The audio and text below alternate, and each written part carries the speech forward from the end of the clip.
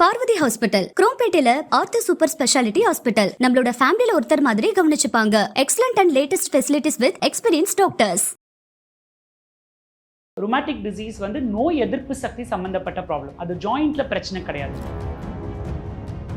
இங்கிலீஷ்ல auto immune diseases அப்படின்னு சொல்லுவோம். காலையில எந்திரிச்சோன்னா கை காலில் டைட்னஸ் தெரியும். மொபைல் பிடிக்கணும்னா ஹோல்ட் பண்ண கஷ்டப்படுவாங்க, இல்லை ஒரு காஃபி கிளாஸ் குடிச்சா விட்டுருவாங்க. ஒரு 5 வருஷம் கழிச்சோ இல்லை ஒரு 10 வருஷம் கழிச்சோ உள் உறுப்புகள் பாதிக்கப்படலாம். சில பேருக்கு நுரையீரல் சுருங்கும். ஸ்டீராய்ட்ஸ் வந்து எத்தனையோ பேஷண்ட்ஸோட உயிரை காப்பாற்றி ஸ்டீராய்ட்ஸ் கண்டுபிடிச்ச சயின்டிஸ்ட் எல்லாருக்குமே நோபல் பிரைஸ் கொடுத்துருக்காங்க. நம்ம நிறைய வேக்சின் எடுத்துக்கும் போது அதனால ரூமட்டாய்டு ஆர்த்ரைட்டிஸ் வந்திருக்கு அப்படிங்கிற கம்ப்ளைண்ட்ஸும் பார்த்துருக்கோம். ருமட்டாய்டு ஆர்த்ரைட்டிஸ் வந்து நாங்கள் மேக்ஸிமம் பார்க்குறது பெண்களில் தான். குழந்தை பெற்றுக்கிறதுன்றது ரொம்ப பெரிய விஷயம். குழந்தைய கேரி பண்ண முடியுமா அப்படின்ற ஒரு டவுட் வருது. நிறைய ருமட்டாலஜி மெடிகேஷன்ஸ் பிரெக்னன்சிக்கு அன்சேஃப். ஹாய் ஆல், மீட் பண்ண போகிறோம் doctor Balaji, rheumatologist, Parvathi hospital, Chromepet, Chennai. Yes doctor, வணக்கம். வணக்கம். ஃபர்ஸ்ட், ரூமட்டாலஜிஸ்ட் அப்படின்னா எந்த டிசீஸ்க்கு அவங்க ரொம்ப ஸ்பெஷலிஸ்ட், என்ன பண்ணணும்? ருமட்டாலஜிஸ்ட் அப்படிங்கிற இந்த ஸ்பெஷாலிட்டி இருக்கிற டாக்டர்ஸ் வந்து ருமேட்டிக் டிசீசஸை ட்ரீட் பண்ணுவாங்க. ருமேட்டிக் டிசீசஸ் அப்படிங்கிறது தமிழில் எல்லாரும் புரிஞ்சுக்கிறதுக்கு வந்து நோய் எதிர்ப்பு சக்தி சம்பந்தப்பட்ட நோய்கள். ஸோ இதுக்கு சில எக்ஸாம்பிள்ஸ் வந்து ருமட்டாய்டு ஆர்த்ரைட்டிஸ், தமிழில் முடக்குவாதம்னு சொல்லுவோம். அதே மாதிரி ஸ்பாண்டைலோ ஆர்த்ரைட்டிஸ், தண்டுவாதம் அப்படின்னு சொல்லுவோம்.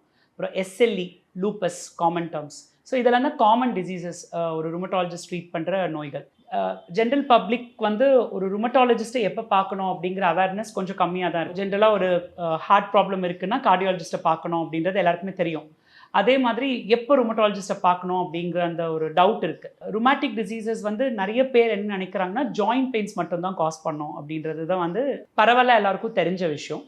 பட் அது கிடையாது. ஒரு ருமேட்டிக் டிசீஸ் வந்து நோய் எதிர்ப்பு சக்தி சம்மந்தப்பட்ட ப்ராப்ளம். அது ஜாயிண்ட்ல பிரச்சனை கிடையாது. ஸோ நம்ம நோய் எதிர்ப்பு சக்தியோட நார்மலான செயல் என்னன்னா அது நம்மளை காப்பாற்றணும். ஸோ நம்ம நோய் எதிர்ப்பு சக்தி நமக்கு எதிராக செயல்பட்டாதான் இந்த ருமேட்டிக் டிசீசஸ் வரும். இங்கிலீஷ்ல ஆட்டோ இம்யூன் டிசீசஸ் அப்படின்னு சொல்லுவோம். ஸோ இந்த ஆட்டோ இம்யூன் டிசீசஸ்ல ஒரு எக்ஸாம்பிள் தான் ருமட்டாய்டு ஆர்த்ரைட்டிஸ்.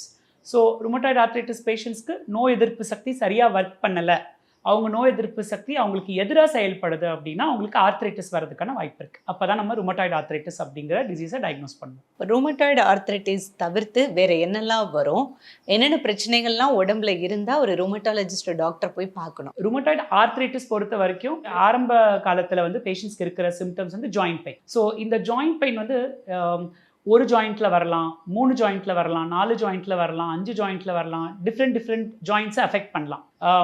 நிறைய பேஷண்ட்ஸ் என்ன நினைக்கிறாங்கன்னா ஜாயிண்ட் பெயின் அப்படின்னு முதல்ல அவங்க நினைக்கிறது வந்து நம்ம ஆர்த்தோபெடிஷியனை போய் பார்க்கலாம்.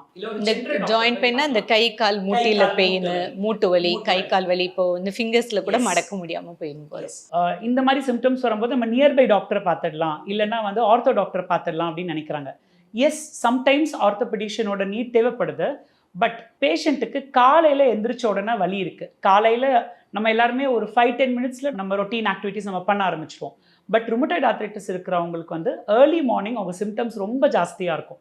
ஸோ காலையில் எந்திரிச்சோன்னா கை காலில் டைட்னஸ் தெரியும். எந்தெந்த ஜாயிண்ட்டில் ப்ராப்ளம் இருக்கோ அந்தந்த ஜாயிண்ட் டைட் ஆகிடும். ஒரு சில பேருக்கு 1 or 2 hours ஆகும் அவங்களோட ஆக்டிவிட்டீஸ் வந்து நார்மலாக பண்ண ஆரம்பிக்கிறதுக்கு. ஏன்னா மார்னிங் டைம்ஸில் சிவியர் பெயின் இருக்கும்.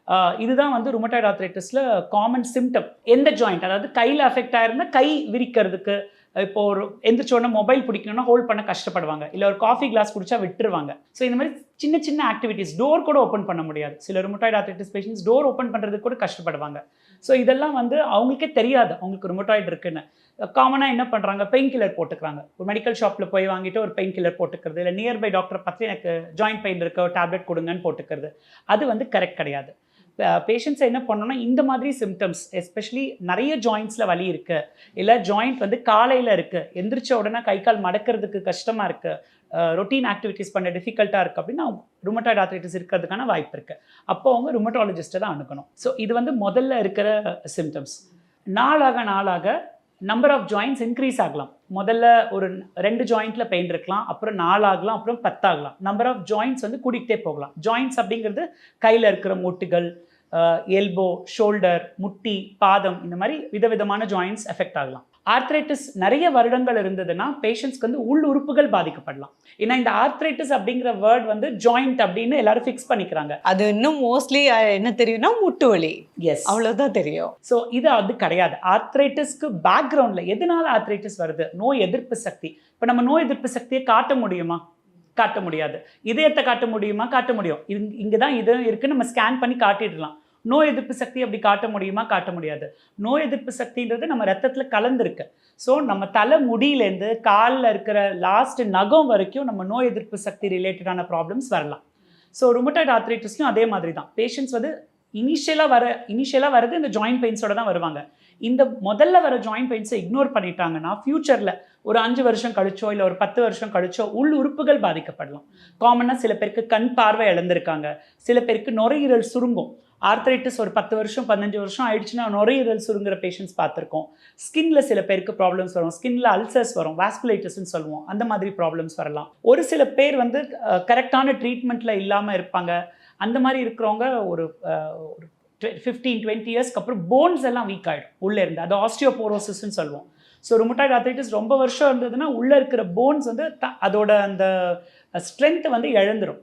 ஸோ அப்போ அது வீக் ஆனால் ஆஸ்டியோபோரோசிஸ் வரும். இதெல்லாம் லாங் டேர்ம் காம்ப்ளிகேஷன்ஸ். நீங்கள் சொல்கிறது பார்க்கும்போது ஆக்ட்ரஸ் சமந்தா வந்து சமீபத்தில் அவங்க மயோசிட்டிஸ் அப்படிங்கிற ஒரு இன்ஃப்ளமேஷன் பாதிக்கப்பட்டிருக்கிறதா சொன்னாங்க. ஸோ அதெல்லாமே வந்து ருமட்டாலஜி ப்ராப்ளம் தான். மயோசைட்டிஸ் அப்படிங்கிறது வந்து இன்ஃப்ளமேட்டரி மயோசைட்டிஸ்ன்னு சொல்லுவோம். ஸோ இந்த இன்ஃப்ளமேட்டரி மயோசைட்டிஸ்க்கான காரணம் வந்து நோய் எதிர்ப்பு சக்தியில் ப்ராப்ளம் தான். ஸோ மயோசைட்டிஸும் வந்து ஒரு ருமட்டாலஜிக்கல் டிசீஸ் தான். ஸோ இதுக்கான ட்ரீட்மெண்ட்ஸ் அப்படின்னு போகும்போது நிறைய ஸ்டீராய்ட்ஸ் எல்லாம் எடுக்க வேண்டியிருக்கும் போது அது உடம்பு பாதிக்கும் அப்படி இப்படின்ற விஷயங்கள்லாம் பேசப்படுது. ஸோ என்ன ட்ரீட்மெண்ட் இதுக்கு கரெக்டாக பண்ணணும், அதில் என்ன சைடு எஃபெக்ட்ஸ் இருக்கும், என்ன தீர்வு? ஸோ ஸ்டீராய்ட்ஸ் அப்படின்னாலே எல்லாருமே அது ஒரு கெட்ட வார்த்தையாக பார்க்குறாங்க. இது ஒரு நம்ம உடம்புக்கு நல்லது கிடையாது, இது ரொம்ப ஒரு கெட்ட மெடிசன், இது போட்டால் ஏதோ ஆயிடும், இது போடவே கூடாது. நிறைய பேஷண்ட்ஸ் என்கிட்ட வரும்போது முதல்ல டாக்டர் ஸ்டீராய்ட் போட்டிருக்கீங்களா அப்படின்லாம் ரியாக்ட் பண்ணியிருக்காங்க. ஸோ இது வந்து இது வந்து நம்ம கல்ச்சரில் அந்த மாதிரி ஆயிடுச்சு. ஸ்டீராய்ட்னா கெட்டது அப்படின்னு எடுத்துக்கிட்டோம். ஸ்டீராய்ட்ஸ் கண்டுபிடிச்ச சயின்டிஸ்ட் எல்லாருக்குமே நோபல் பிரைஸ் கொடுத்துருக்காங்க. ஸ்டீராய்ட்ஸ் வந்து எத்தனையோ பேஷண்ட்ஸோட உயிரை காப்பாற்றிருக்கு, எத்தனையோ அஸ்தமா பேஷண்ட்ஸோட உயிரை காப்பாற்றிருக்கு, கோவிட்ல எத்தனையோ பேரோட உயிரை காப்பாற்றிருக்கு. ஸோ ஸ்டீராய்டுக்குன்னு சில அட்வான்டேஜஸ் இருக்குது. ஸோ இப்போது இந்த அளவுக்கு மிஞ்சினால் அமிர்தமும் விஷம் அப்படின்னு சொல்லுவோம், அதே மாதிரி தான் ஸ்டீராய்டும். ஸோ அதுக்கு ருமட்டாய்டு ஆர்த்ரைட்டிஸில் ஒரு யூஸ் இருக்குது இந்த மருந்துக்கு. ஸோ அது கரெக்டான டாக்டர் கரெக்டான டைமில் கரெக்டான நாட்கள், சில பேருக்கு ஸ்டீராய்ட் சில வாரங்கள் தேவைப்படும், சில பேருக்கு சில மாதங்கள் தேவைப்படும், சில பேருக்கு சில வருடங்களும் தேவைப்படும். ஸோ அவங்களோட நோய்க்கு ஏற்ற மாதிரி நம்ம ஸ்டீராய்டை கொடுத்துட்டு எப்போ தேவையில்லையோ அப்போ நிறுத்திட்டோம் அப்படின்னா ஸ்டீராய்ட்ஸ் ருமட்டாய்டு ஆர்த்ரைட்டிஸில் ரொம்ப முக்கியமான மருந்து தான். பட் இது லைஃப் லாங் எடுக்க வேண்டிய அவசியம் கிடையாது.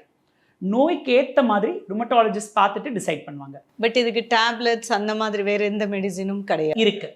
ஸ்டீராய்ட்ஸ் வந்து இந்த ட்ரீட்மெண்ட் நம்ம ஆரம்பிக்கிற நிலைமையில் இனிஷியல் டைமில் கொடுக்கறது தான்.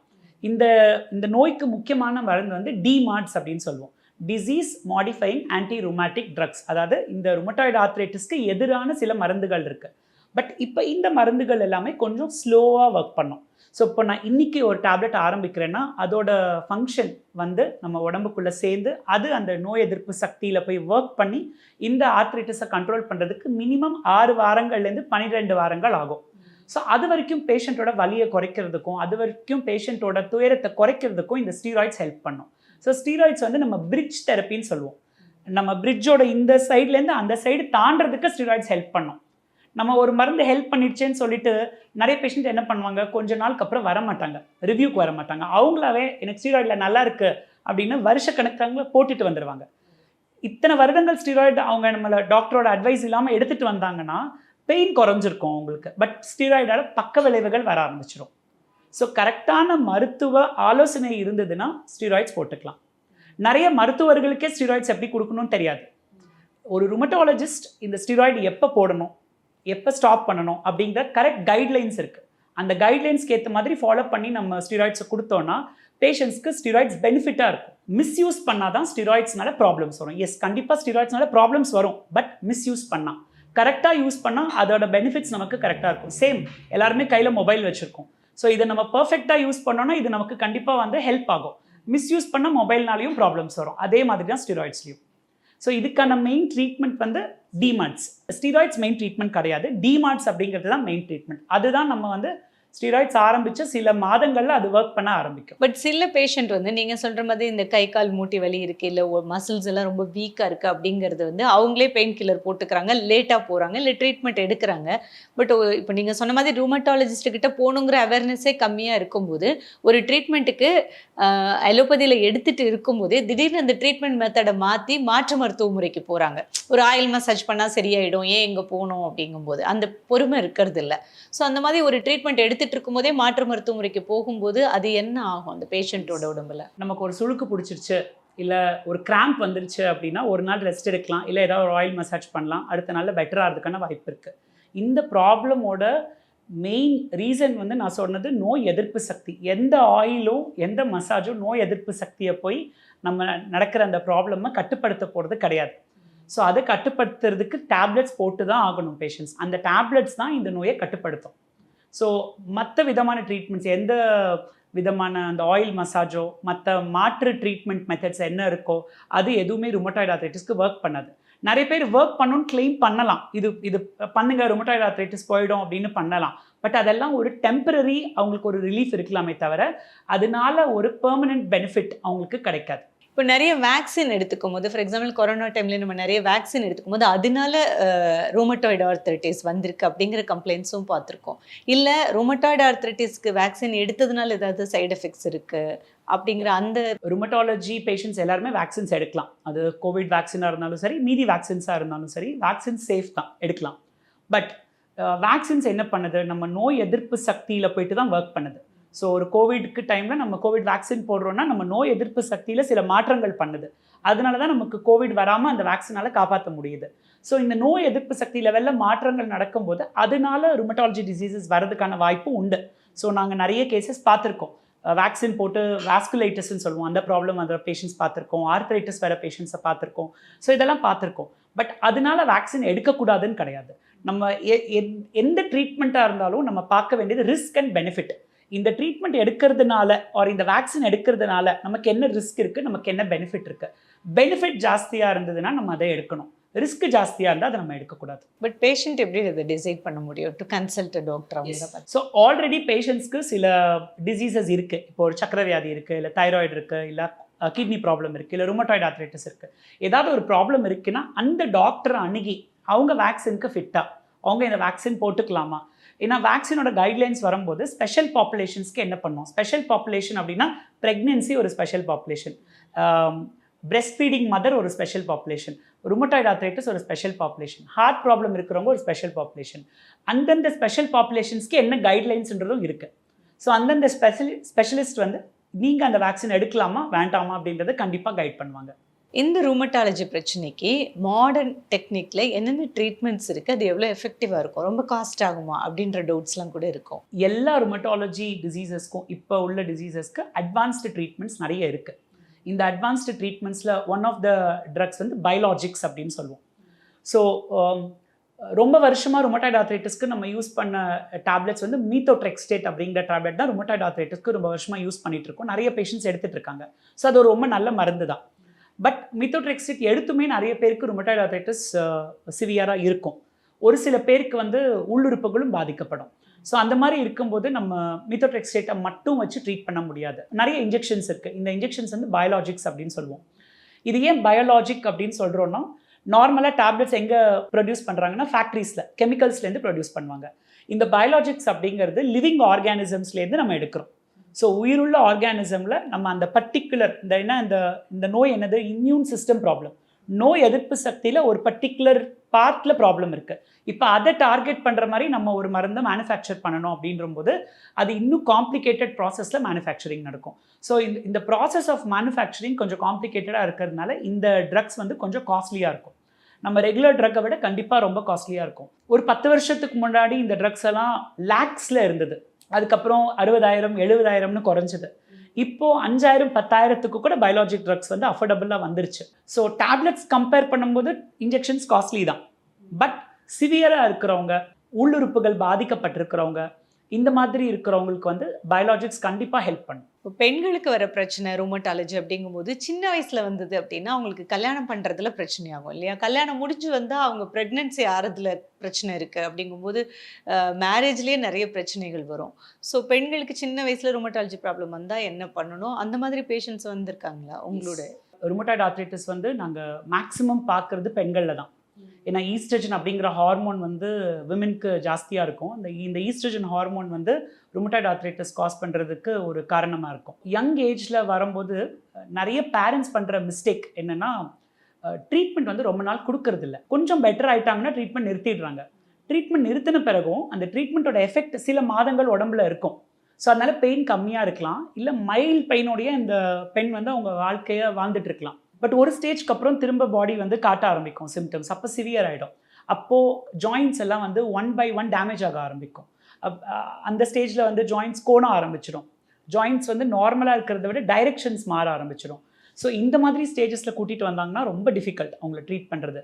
ஸோ யங் ஏஜில் யாருக்காவது ருமட்டாய்டு ஆர்த்ரைட்டிஸ் இருக்குது அப்படின்னா அதுக்கான ட்ரீட்மெண்ட் வந்து கண்டினியூஸாக எடுக்கணும். அவங்க லைஃப் லாங் எடுக்க வேண்டியிருக்கும். பட் என்ன டோஸ், இப்போ நல்ல கண்ட்ரோலில் இருந்தாங்கன்னா டோஸ் குறைக்கலாம், கண்ட்ரோல் இல்லைன்னா டோஸ் இன்க்ரீஸ் பண்ண வேண்டியிருக்கும். ஸோ அந்த நோய்க்கு ஏற்ற மாதிரி இந்த டோஸ் அட்ஜஸ்ட் பண்ணோம்னா யங் லேடிஸ் வந்து கல்யாணம் பண்ணிக்கிறதுல எந்த விதமான பிரச்சனையும் கிடையாது. குழந்தை பெற்றுக்கிறதுன்றது ரொம்ப பெரிய விஷயம் இல்லையா அவங்களுக்கு? கரெக்ட். ஸோ ஒரு குழந்தைய கேரி பண்ண முடியுமா அப்படின்ற ஒரு டவுட் வருது இல்லையா? கண்டிப்பாக அவங்க குழந்தைய கேரி பண்ணலாம். ஸோ அதில் எந்த விதமான ரிஸ்க்கும் கிடையாது.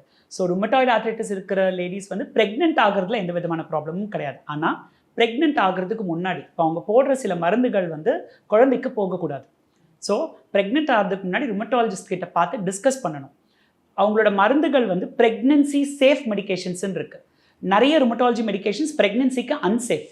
இந்த அன்சேஃப் மெடிகேஷன்ஸை நிறுத்திட்டு சேஃப் மெடிகேஷன்ஸ்க்கு நம்ம மாற்றுவோம். மாற்றின பிறகு தான் பேஷண்ட் ப்ரெக்னென்ட் ஆகணும். அண்ட் டியூரிங் ப்ரெக்னன்சியும் ருமட்டாலஜிஸ்ட் கிட்ட ரெகுலர் ஃபாலோஅப்பில் இருக்கணும்.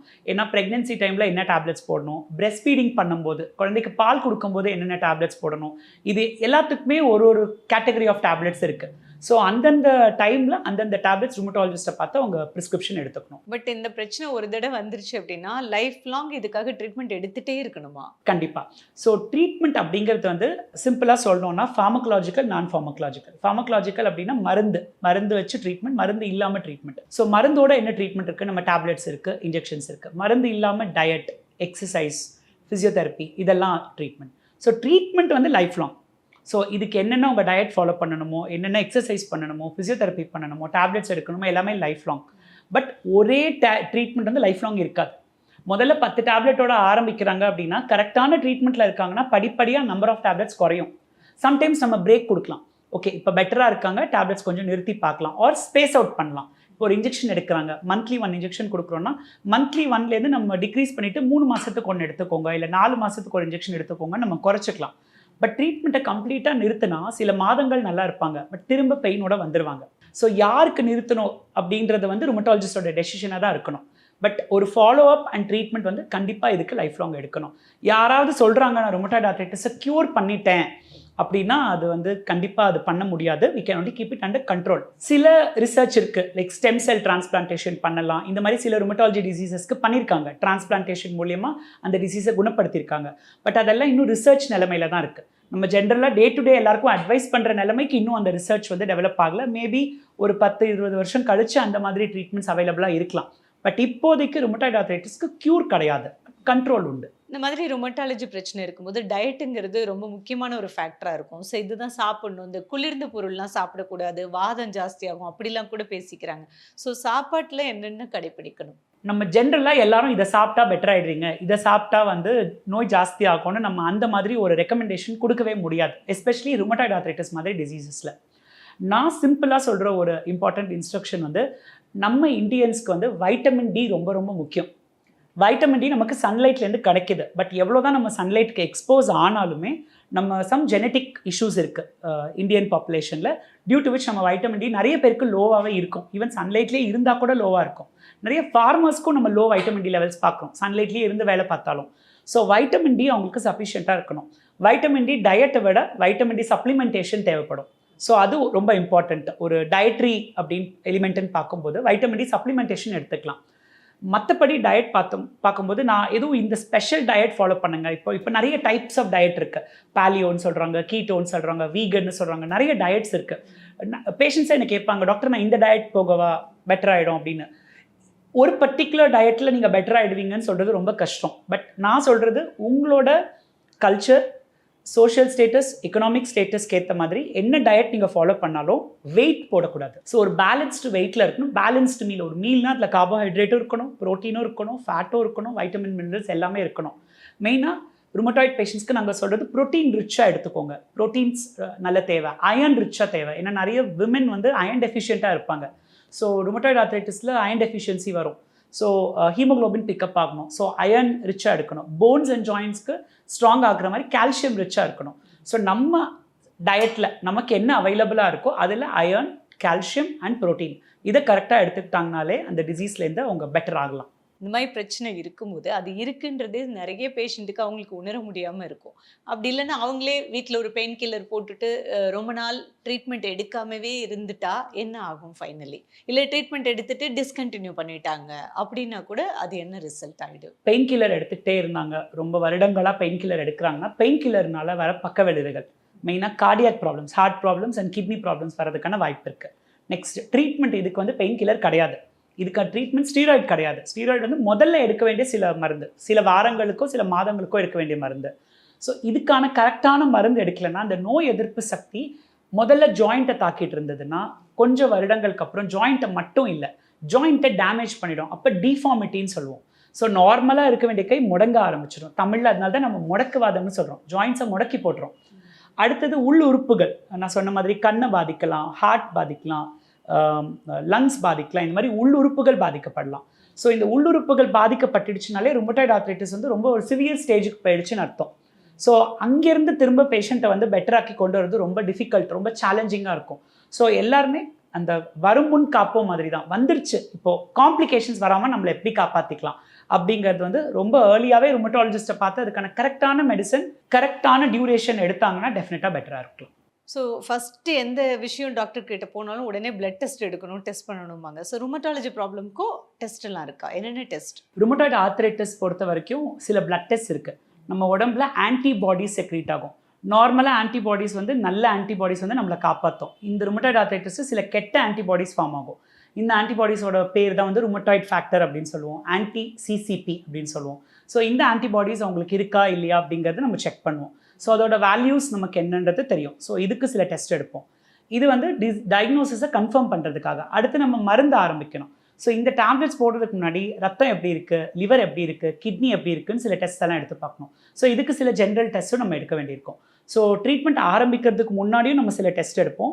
ட்ரீட்மெண்ட் ஆரம்பித்த பிறகு first month, second month, third month அந்த மாதிரி நம்ம ரெகுலராக ஃபாலோ பண்ணணும். இந்த மாத்திரைனால ஏதாவது சைட் எஃபெக்ட்ஸ் வருதா, ரத்த அணுக்கள், லிவர், கிட்னியில் ஏதாவது ப்ராப்ளம் இருக்கான்றது நம்ம அப்பப்போ செக் பண்ணி பார்த்துக்கணும்.